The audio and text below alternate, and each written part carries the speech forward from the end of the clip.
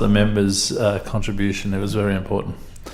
I call the member for Leppington. Thank you, Speaker. Strong communities depend on strong community organisations, places of worship and schools. They play a vital role in fostering social connection, promoting Australian values and strengthening understanding between people from different backgrounds. However, unfortunately, Liverpool City Council's development assessment processes appear to be undermining those very efforts. The stories I hear are remarkably similar. Organisations meet with council staff in good faith. They seek advice before lodging applications.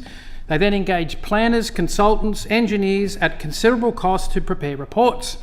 Applications are submitted, but then sit idle in the system for months, if not years. Emails and phone calls go unanswered.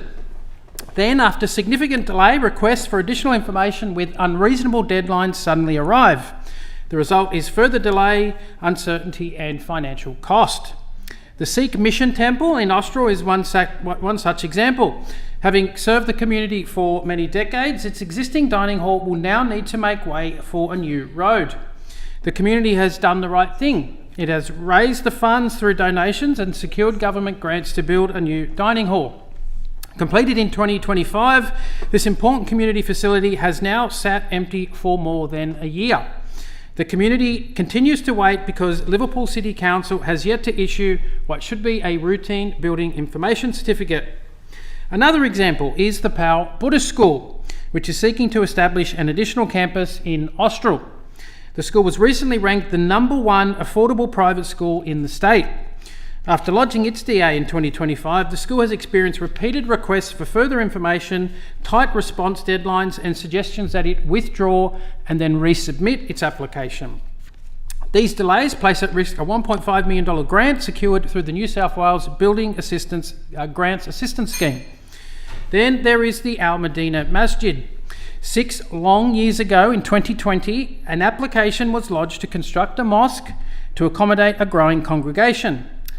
Those plans included basement parking and associated community facilities. After years of delays and requests again for additional information, the applicants were informed that due to inflation and rising costs, that had pushed the cost of works above the threshold for this DA, and it now needed to be determined by the planning panel. After obtaining legal advice to the contrary, the applicant was then advised again to withdraw and resubmit the application. The common thread across all of these examples is that they involve community-based, volunteer-run, not-for-profit organisations. Unlike commercial developers and commercial developments, they cannot simply pass the costs through or absorb them through higher profits. These groups rely on the generosity of local families and benefactors. Every additional report, consultant fee and delay comes at a cost. And for them, that means fewer resources for educational programs, less support for families in need, and fewer opportunities to bring people together. However, this issue is not just limited to community organisations. I have received dozens of reports from families and small businesses of DAs being submitted at Liverpool Council, but then quickly rejected for the most trivial of reasons before formal lodgement. Like Powell and Al Medina, I have heard numerous examples and accounts of applicants being encouraged to withdraw and then resubmit long-running applications, often with promises of a full refund. The result is more delays, more costs and more frustration for the applicants, while conveniently improving Liverpool Council's average DA assessment times. Taken together, these practices give the appearance of a council more focused on improving its assessment numbers than improving service. By rejecting applications on technicalities or encouraging applicants to withdraw and start again, assessment times look better on paper, while the real-world outcome tells a very different story. These concerns are particularly relevant given Liverpool's recent history with DA timeframes. In 2023, it ranked the worst in Sydney for the average development assessment time. Then, 2 years later, in 2025, the council published a media release publicly celebrating claims that it had halved approval times and cleared its backlog.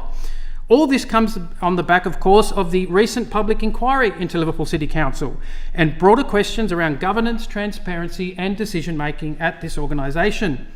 Under section 9.6 of the Environmental Planning and Assessment Act, the Minister may appoint a planning administrator if a council has failed to comply with its planning obligations or its handling of planning and development matters is unsatisfactory.